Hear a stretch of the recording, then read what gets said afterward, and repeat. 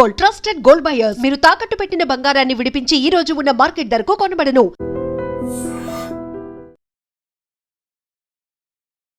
Welcome to ITM news. This is Pawan. RTC JAC నాయకులు ప్రభుత్వం జరిపిన చర్చలు అయితే విఫలం కావడంతో సమ్మె బాట పట్టారు. సో దానికి సంబంధించి మనం క్లియర్ గా MGBS Mahatma Gandhi bus stand లో అయితే ఉన్నాము. ఒకసారి చూడొచ్చు, బస్ స్టాండ్ మొత్తం ఖాళీగా ఉంది. అక్కడ పబ్లిక్ కూడా చాలా మంది వెయిట్ చేస్తున్నారు బస్సుల కోసము. ఏప్రిల్ 22 అంటే నిన్నటి నుంచే ఇది ప్రారంభమైంది. దాదాపు సుమారు 6,000కు పైగా బస్సులు రోడ్డు ఎక్కలేదు. హైదరాబాద్ తో పాటు అన్ని జిల్లాలలో ఇదే పరిస్థితి ఉంది. ముఖ్యంగా వీళ్ళు 32 డిమాండ్లు అయితే ప్రభుత్వాన్ని కోరడం జరిగింది. ఆర్టీసీని ప్రభుత్వంలో విలీనం చేయాలి అనేది మొదటిగా చూసుకుంటే ముఖ్యమైనవి పెండింగ్ లో ఉన్న జీతాలు సవరణ, వేజ్ రివిజన్ అనేది అమలు చేయాలని చెప్పేసి కోరుకున్నారు.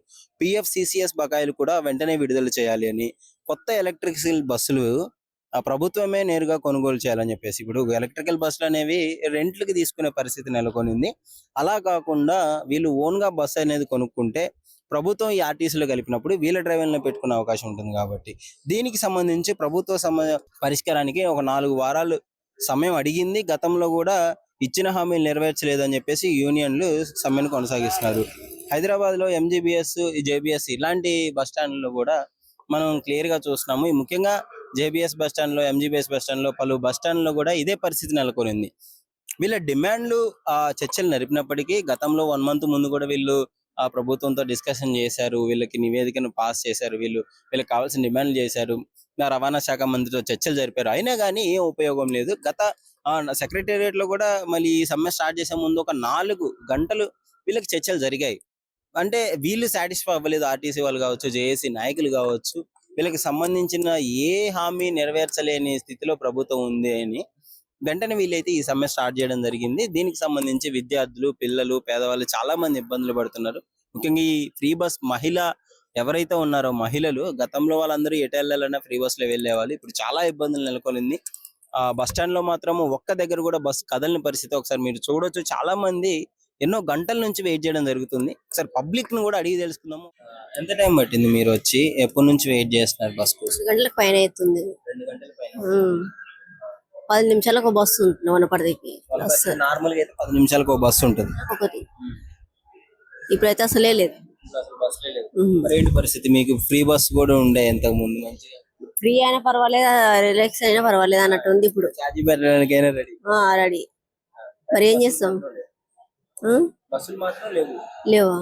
అడిగారా? అంటే ఏం చెప్తున్నారు? మాకు చెప్పలేదు. పొద్దుగాల చెప్పారు. పొద్దునే చెప్తే అంత సడన్గా చెప్తే పెళ్లిళ్ళు ఉంటాయి, మ్యారేజ్లు ఉంటాయి, అన్ని ఉంటాయి. మరి దాంట్లోకి పోవాలంటే ఎట్లా పోవాలి చెప్పు? ఉన్న వాళ్ళు కార్ బుక్ చేసుకుంటారు, లేని వాళ్ళు బీదోళ్ళు, మళ్ళా కంకర పని చేసేటోళ్ళు వాళ్ళు ఎట్లా బుక్ చేసుకోవాలి? ఏంటి మరి పరిస్థితి ఎలా ఉంది? మరి మొత్తానికి ఇప్పుడు బస్సులు లేవు అంటున్నారు. లేదంటుండ్రు అలా అడిగితే. బస్ స్టాండ్ లో అయితే ఉండలేరు కదా. ఉండలేము అంటే వెయిట్ చేస్తుంటారు. మరి ఏం చేద్దాం చెప్పు? ఏం చేయాలి చెప్పు సార్? రిటర్న్ అన్న వస్తే పోవాలి, ఇంకంత ఏముంది. రిటర్న్ అన్న పోవాలి, ఇంకేదన్నా వస్తే పోవాలి. రిటర్న్ ఎక్కడి నుంచి వచ్చింది? మేము చిత్తలకి వెళ్ళి వచ్చినాం. మళ్ళీ రిటర్న్ వెళ్ళిపోవాలి. మళ్ళీ రాకపోతే వెళ్ళిపోవాల్సింది కదా, తప్పదుగా. ఏంటంటే ఈ బస్సులు ఎప్పుడు స్టార్ట్ అవుతాయో కూడా తెలియని పరిస్థితి. వాళ్ళు ఏం చెప్పలే కదా, ఏం చెప్పకుండా పొద్దుగాలనే స్ట్రైక్ అని చెప్పి అంతే. ఇంకా వీడికి వచ్చినాక తెలిసిపోయింది మొత్తం స్ట్రైక్ అని. ఇంకేం చేయలేం. ప్రయాణికులు అయితే చాలా ఇబ్బందులు పడుతున్నారు. చాలా ఇబ్బందులు అంటే వాళ్ళు కూడా పాపం, వాళ్ళు కూడా చాలా చెప్పా వచ్చి. మీరంటే కొంచెం పిల్లల్ని వేసుకుని చాలా మంది వస్తుంటారు. మేము ఒంటరికి వచ్చిన కాబట్టి కొద్దిగా పిల్లలు వేసుకొని ఒక ఆమె అయితే 4 పిల్లలు పాపం. 4 పిల్లలు. ఆమె ఏం కథలు అసలు అర్థం కాదు. ఎటు అయినా ఏమో తొందరగా కోరుకున్నాడు. ఆయన అడిగితే ఎప్పుడు వచ్చే తెలియదు, వస్తుంది అని అంటున్నారు. అంతే. వస్తాయితే వస్తుంది కానీ ఎన్ని గంటలకు వచ్చి చెప్పలేము. ఒకటే ఆన్సర్. ఆయన ఉన్నాడు కదా చెప్పేట, ఆయన అదే చెప్తుంది. ఏం చెప్తాడు అంతే. గంట సేపు అయింది. ఇవి ప్రైవేట్ బస్సులు కూడా వస్తలేవు, ఆర్టీసీ బస్సులు కూడా వస్తలేవు. మరి ఏంది ఈ రోజు ఏంటి ట్రాక్ అర్థం అవుతలేదు. తెలియక బయలుదేరినాం మేము. తెలిస్తే బయలుదేరకుంటే తెలియక బయలుదేరినాం, వచ్చి బస్ స్టాండ్ లో కూర్చున్నాం. మరి దేని గురించో తెలుస్తలేదు. మరి మీకు ఇన్ఫర్మేషన్ కూడా లేదు? బస్సులో ఏం లేవు, ఇంకా ఏం తెలియదు. పర్మిషన్ లేదు. ఒకవేళ ఉంటే రాకపోతుండే కానీ వచ్చి బస్ స్టాండ్ లా చిక్కుకుపోయినట్టు ఉంది. ఎక్కడికి వెళ్ళాలి? వనపర్తి వెళ్ళాలి. బస్సులు ఏమన్నా చెప్తున్నారా మరి, ఉన్నాయా లేవా, ఎప్పుడు స్టార్ట్ అవుతాయి? ఎవరు ఏం చెప్పట్లేదు ఇంకా ఇంతవరకు అయితే. తెలుసుకుంటున్నాము, ఏమో ప్రైవేట్ బస్సులు రావచ్చు అని అంటున్నారు కానీ గంట సేపు అయింది మేము వచ్చి, ఇంతవరకు అయితే లేవు. మరేమో గవర్నమెంట్ బస్సులు అయితే తిరుగు. గవర్నమెంట్ లేవు అంటున్నారు. ఈ రోజు కూడా స్ట్రైక్ చేస్తున్నారు అని అంటున్నారు. మాకన్నా ముందు వచ్చిన వాళ్ళు కూడా ఉన్నారు, మన పరిస్థితి కోసమే ఆగిండ్రు వాళ్ళు. ఇంకా వాళ్ళని తెలుసుకొని మేము కూర్చున్నాం. ఇప్పుడే వచ్చినాయ్యా. బస్సులు ఉన్నాయంట. బస్సులు ఉన్నాయా? ఏమో మరి మీరు ఏమంటున్నారు? ఏమో బంద్ బస్సులు అంటారు. మరి బస్సులు బంద్ అంటున్నారు. ఎక్కడికి పోవాలి? కోదాడు పోవాలి. మరి ఎట్లా పోతావు ఇప్పుడు? కోదాడు బస్సులు బంద్. అదే వచ్చింది, మరి ఏం చేయము. ఎందుకంటే మాకు ఎవరు పెడతారు? శాతం డబ్బులు కూడా లేవు. నువ్వు ఫ్రీ బస్ అని వచ్చావా? ఎంత పని చేసావు మా అమ్మ. ముసలమ్మాయిని ఇప్పుడు మొత్తం ఇబ్బంది. నువ్వు ఫ్రీ బస్ అని వచ్చావు, మా అమ్మ ఫ్రీ బస్ అని వచ్చిందంట. అసలు మొత్తానికి బస్సులే లేవు అంటున్నారు. నువ్వు ఛార్జింగ్ కూడా తెచ్చుకోకుండా వచ్చినావు. ఏంది పరిస్థితి మరి? ఆధార్ కార్డులు ఉన్నాయి, పోతాను వచ్చిన నేను. మధ్య కోదాడు నుంచి వచ్చావు? మాది కోదాడే. అంత దూరం ఎట్ట పోతారు ఇప్పుడు మరి? ఏం చేయము. నువ్వు ఎక్కడి నుంచి వచ్చావు? ముగ్గురు కోదాడేనా? మీరు వచ్చేటప్పుడు ఫ్రీ బస్ లో వచ్చారా? ఇప్పుడు పోయేటప్పుడు ఫ్రీ బస్ లేదు. ఎన్ని రోజులు అనేది ప్రభుత్వం తీసుకున్న నిర్ణయం పైన ఉంటది. అన్నవారు పెడతారు, రేపు ఊరు పెడతారు. మేము ఎట్ట పోము. అడుగు ప్రభుత్వాన్ని అడుగు. ఏమడుగు మరి ఎట్లా పోము నాయన మేము. ఎట్లా తెచ్చుకోకుండా ఎట్లా ఫ్రీ బస్సే కదా నాయన. ఆధార్ కార్డు కొడక, ఆధార్ కార్డు ఉందా? ఇంకో ఆధార్ కార్డు ఉందా? ఇప్పుడు వచ్చిన ఆధార్ కార్డు పట్టుకొని ఎట్లా మరి? ఎవరికైనా ఫోన్ చేయి, మీ వాళ్ళకి ఫోన్ చేసి బస్సులు తిరగట్లేదంట, డబ్బులు పంపి మరి వస్తామని చెప్పు. ఎవరు పంపిస్తారు? ఎక్కడ లేదమ్మా, బస్సులు తిరగట్లేదు. మీరేమో ఫ్రీ బస్ అని వచ్చారు, ఇక్కడేమో బస్సులు అన్ని బంద్ అయినాయి. ఎప్పుడు కదులుతాయో కూడా తెలియదు. ఏంటి పరిస్థితి? ఇంకా వచ్చిన ఉంటాం, అయితే ఉంటాం బస్ స్టాండ్ లో. బస్ స్టాండ్ లో ఉంటావా? బస్ స్టాండ్ లో ఎట్లా మరి? ఇబ్బంది ఇబ్బంది ఉంటది. ఉంటది కొడక. అది సార్జికి ఉంటాయా బస్సులు? సార్జి బస్ ఉంటాయా? చార్జ్ బస్సులు బయటికి పోవాలి. నువ్వు గవర్నమెంట్ బస్సులు ఉండవు, ఆర్టీసీ బస్సులు. ట్రైన్ కి పోవాలి లేదా వేరే దానికి పోవాలి. కోదాడికి ట్రైన్ పోలేదు, కూడా పోవాలి. మీరాలు కూడా పోవాలా ట్రైన్ కి అయితే? రైలుకి.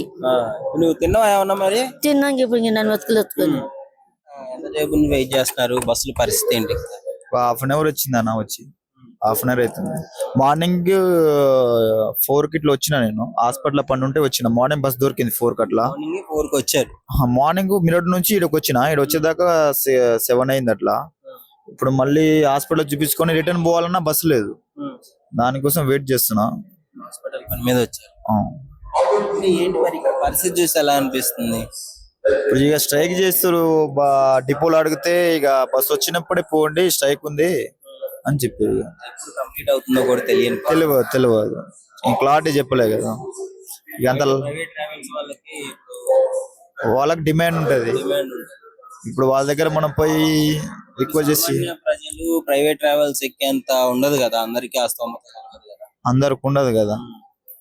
మరి అది ఇబ్బంది, చాలా ఇబ్బంది. అది కూడా ప్రభుత్వం చూడాలి. చూసి ఇది ఎమ్మటే సాల్వ్ చేస్తే ప్రజలు ఇబ్బంది పడకుండా ఉంటారు. మీరు కూడా తెలుగు అంతా తిరగదు నాయన, తెలుగు మాటలు రావు. బస్సుల పరిస్థితి ఏంటి? మీరు ఎక్కడికి వెళ్ళాలి? మాది కల్వకుర్తి. అక్కడ నుంచి ఒక బస్సు కూడా లేదు. పొద్దుగాల 6 గంటల నుంచి చూసినాము. ఈ రోజు బంద్ అన్నారు. ఆ బంద్ అన్నప్పుడు మనం బండి ఎట్లనో లేక బండి తీసుకొని ఇక్కడికి వచ్చినాం.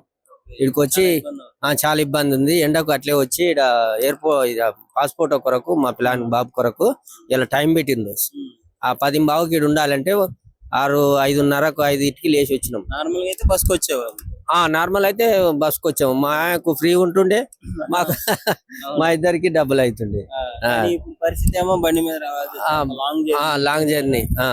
ఏంటి బస్సులు ఇంకా ఇట్లానే కొనసాగితే ప్రజలకు చాలా ఇబ్బంది కదా? చాలా ఇబ్బంది అవుతుంది. ఎందుకు కాదు, మస్తు ఇబ్బంది అవుతుంది. ఇప్పుడు బస్సులు లేకపోతే చాలా ఇబ్బంది అవుతాయి. ఎందుకంటే ఇప్పుడు ఎక్కడెక్కడ మారుమూల గ్రామాల నుంచి వస్తుంటారు కదా, వాళ్ళకందరికి ఇబ్బంది. ఇప్పుడు ఎవరో ఒకరు ఇటకెళ్ళ సిటీలో ఉంటే కూడా ఇబ్బందులే. ఎందుకంటే అవి నడుస్తుంటాయి ఇక్కడ సిటీలో అయితే. మీరు అంతసేపు నుంచి వెయిట్ చేస్తున్నారు కదా? మార్నింగ్ నుంచి. అవునవును. ఈ విధంగా లెక్క చూసుకుంటే ఎంతో మంది వాళ్ళ జర్నీలు ఆపుకోవడమే కదా ఇలాంటి. ఎంతసేపు ఉన్నా ఆపుకోవడం వచ్చింది. కార్లు బండ్లు వేసుకొని పోతుంటారు. పేదవాళ్ళకి ఇబ్బంది అవుతుంది, చాలా ఇబ్బంది అవుతుంది. ఆ. సో ఇది ఎప్పట్లో ఆగిపోతే బాగుంటుంది అనుకుంటున్నాను తొందరగా. ఇది తొందరగా ఇప్పుడు మనకు అర్ధరాత్రి నుంచి బంద్ ఉంది కదా, ఈ రోజు కూడా మధ్యాహ్నం నుంచి అన్న నడిస్తే బాగుండేమో అనిపిస్తుంది. అవును మరి అంత ఘోరంగా ఉంది పరిస్థితులు. ఎండలు ఉన్నాయి. ఏమని అడుగుదామా? నమస్తే. మీకు నార్మల్ గా ఫ్రీ బస్సు అయితే ఏమంటే వచ్చేసేవాళ్ళు, ఇప్పుడు బస్సులే ఆగిపోయినాయి. ఇక పరిస్థితి ఏంది, ఇంకా ఇప్పుడు లేకనే ఇబ్బంది పడిపోతున్నాం. బండ్ల మీద అంటే చాలా కష్టం కదా. కష్టమే ఇక మనకి ఏం చేస్తాం. కల్వకుర్తి నుంచి అంటే మామూలు విషయమా? వెళ్ళొచ్చు.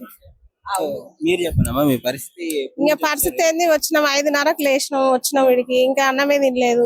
ఇంక వెళ్దామంటే ఏం లేదు, ఇంక ఎండకు ఇక్కడ బస్ స్టాండ్ లో ఏమన్నా తినిపోదామని వస్తున్నాం బండి మీద. అంతే, ఎండకు మాత్రం మామూలు ఎండ మస్తు లేదు, బైక్ మీద ఉడుకొస్తుంది. ఇక మనం ఎవరి ఇబ్బంది వాళ్ళకే. సార్ బస్సులు బంద్ చేసి ఇప్పుడు ఈ టైం నుంచి ఓపెన్ చేస్తే బాగుంటది. కాదు, అసలు ఎవరు ఇబ్బంది పడ్డా పేదలకే, మన పేదలకే ఎఫెక్ట్ అవుతుంది. ఉన్నోళ్ళకి ఏమైతే ఎట్లనో ఆ దాంట్లో పోతానే ఉంటారు. ఇబ్బంది అవుతుంది. బస్సు ఉంటే మీకు మంచిగా ఫ్రీగా వచ్చేవారు. ఫ్రీగా వచ్చే వాళ్ళం, అందరి వల్ల పైసలైనా సరే పోయేటోళ్ళం. ఎంతో మంది జర్నీలు ఆపుకొని ఇబ్బంది పడుతున్నారు. ప్రాబ్లం తొందరగా సాల్వ్ చేస్తే బాగుంటది, కానీ వాళ్ళు పట్టించుకుంటలేరు కదా గవర్నమెంట్. ఆర్టీసీ సమ్మె అనేది ఏంటి సార్ ముఖ్య ప్రధాన కారణం ఏంటి? ఎప్పుడు బస్సులు కదిలే అవకాశం ఉంది? ప్రభుత్వం ఏమన్నా స్పందిస్తుందా? ప్రభుత్వం స్పందించట్లేదండి. ప్రభుత్వం స్పందిస్తే ఈ స్ట్రైక్ దాకా రాదు. ఈ గత 2 నెలల నుంచి మేము అడుక్కుంటా వస్తుంటే కాలయాపన చేసుకుంటా ఇందాక తీసుకొచ్చారు. నిన్న మీటింగ్ జరిగితే కూడా మీటింగ్ లోకి వెళ్ళి మీటింగ్ అవాయిడ్ చేసి లేచి వెళ్ళిపోయారు. అంటే 4 గంటలు చర్చలు జరిగినాయని చెప్తున్నారు నిన్న. ఆ చర్చలు కూడా విఫలమయ్యాయి, కనీసం ఒక్క పాజిటివ్ పాయింట్ కూడా మీకు రాలేదు అని. ఒక్క పాయింట్ 2 పాయింట్లు కూడా రాకుండా టైట్ చేయడం జరిగింది. ఆ తర్వాత మంత్రి గారే లేచి వెళ్ళిపోయారు. కాబట్టి తప్పనిసరిలో పరిస్థితిలో స్ట్రైక్ చేయవలసి వస్తుంది అని చెప్పి స్ట్రైక్ కంటిన్యూ చేస్తున్నారు. ఎన్ని రోజులు? ఇప్పుడు గతంలో కూడా ఒకసారి ఇట్లనే జరిగింది, ఇప్పుడు కూడా మళ్ళీ ఎన్ని రోజులు చేసే అవకాశం ఉంది? గతంలో 55 రోజుల వరకు చేసిన. ఎన్ని రోజులు అని చెప్పలేము. గవర్నమెంట్ తలుచుకుంటే రేపన్నా పిలవచ్చు, 15 రోజులన్నా పిలవచ్చు, నెల కావచ్చు. ఎన్ని రోజులని మా గవర్నమెంట్ మీదనే ఆధారపడి ఉంటుంది. మేము ఇంతవరకు లాక్కొచ్చి తీరా తెగిపోయే పరిస్థితిలో వచ్చేసాను. మాకు 17 నుంచి రావాల్సిన బెనిఫిట్స్, పిఆర్సీలు, ఏరియర్స్ ఇవన్నీ రావాలి. ఇంకోటి మహాలక్ష్మి అని చెప్పి అదొక స్కీమ్ పథకం పెట్టారు కదా, దాని పైసలు కూడా రావట్లే. నాకు జీతాలు ఇవ్వడానికి వేరే బ్యాంకులలో అప్పు చేయవలసి వస్తుంది. ముఖ్యంగా మీకు ఈ పిఎఫ్లు, టీసీఎస్లు ఇవి క్లియర్ చేయడానికి కూడా ముఖ్యంగా రిటైర్మెంట్ అయిన వాళ్ళు ఉన్నారు, పిఎఫ్ రాకుండా. వాళ్ళ పరిస్థితి పిఎఫ్ కానీ, సిసిఎస్ కానీ, ఎస్బిటి, ఎస్ఆర్బిసి అన్నిట్లో లోటు బడ్జెట్ ఉంది. కాబట్టి ఇప్పుడు ఏ ఎండ్లకెళ్ళి లోన్ తీసుకున్నా మాకు లోన్ ఇచ్చే పరిస్థితిలో లేరు. 6 నెలల అప్లికేషన్ పెడితే ఇంకో 6 నెలలు పడుతుందని చెప్తున్నారు ఫోన్లో. ఎందుకు డబ్బులు లేవు, ఏమంటావు? ఇటువంటి పరిస్థితి దారితీసింది. మొత్తానికి ప్రభుత్వంలో విలీనం చేసి మీ డిమాండ్లు తీర్చితే ఈ సమ్మె ఆపే అవకాశం ఉంది. సార్ ప్రభుత్వం తొందరలో స్పందించబోతుందని అనుకుంటున్నారా? సూచనలు ఎలా ఉన్నాయి మీకు తెలిసిన ఇన్ఫర్మేషన్ ప్రకారం? ప్రభుత్వం తొందరలోనే షాలో చేస్తుంది, స్పందిస్తుంది. కాకపోతే నిన్న ఏ కారణం వల్ల ఇట్లా మీటింగ్ బైకాట్ అయిపోయిందో అది ఎవరికి అర్థం కావట్లేదు. ఏంటంటే మంత్రి గారు వెళ్ళిపోవడం వల్ల ఇది ప్లాన్ తోటి లేచి పోయిర్రు అన్నట్టుగా మా వర్కర్ల దాంట్లో, మా యూనియన్ల దాంట్లో, మా అసోసియేషన్ దాంట్లో వాళ్ళందరికీ ఈ అభిప్రాయం కలిగింది. మనకేదో మనకు ఇది చెడుదారి పట్టిస్తున్నారు, వీళ్ళు పట్టించుకోవట్లేదు, సమ్మె చేయక తప్పదు అనే కాన్సెప్ట్ లో వచ్చి సమ్మె చేస్తారు. దాదాపు 6000 బస్సులు కదలకుండా డిపోలలోనే ఉన్నాయి అని చెప్పేసి చెప్తున్నారు కదా. ఉన్నాయి. ఇప్పుడు వచ్చే బస్సులన్నీ ఎంత 2% కూడా కాదు. 6000 బస్సులు ఆల్రెడీ స్టాండింగ్ లోనే ఉన్నాయి. ఇప్పుడు ఈ వచ్చే బస్సులు వాళ్ళు వీళ్ళు బయట నుంచి ఎవరైతే డ్రైవింగ్ ఫ్రీ ఉన్నారో కండక్టర్లనేమో వేరే వాళ్ళకి ఇచ్చి ఇట్లా పంపి వేరే ఇట్లా ప్రైవేట్ వాళ్ళని పిలిపించి నడిపించే అవకాశాలు ఇది మా వాళ్ళు కూడా వస్తున్నారు, మా వాళ్ళు కూడా నడుపుతున్నారు, మా వాళ్ళు కూడా వస్తున్నారు, కానీ తక్కువ. అంటే ఇప్పుడు ప్రజలు చాలా మంది ఇబ్బంది పడుతున్నారు కదా, స్టూడెంట్లు ఉన్నారు, పిల్లలతో వచ్చిన వాళ్ళు ఉన్నారు, చాలా ఇబ్బందులు పడుతున్నారు. ఈ సమ్మెను మరో విధంగా కంటిన్యూ చేసే అవకాశం ఏమైనా ఉందా మీరు? అది కూడా గవర్నమెంట్ ఆలోచన చేయవచ్చు కదా. ఇప్పుడు ఇంతమంది సఫర్ గవర్నమెంట్ చేస్తున్నట్టే కదా. మాకు రావాల్సిన మా కండిషన్స్ ఒప్పుకుంటే ఇదంతా కాకపోవు కదా. మెయిన్ కండిషన్స్ ఏంటి, మెయిన్ డిమాండ్స్ ఏంటి? మీకు ఇది తీరిస్తే ముందుగా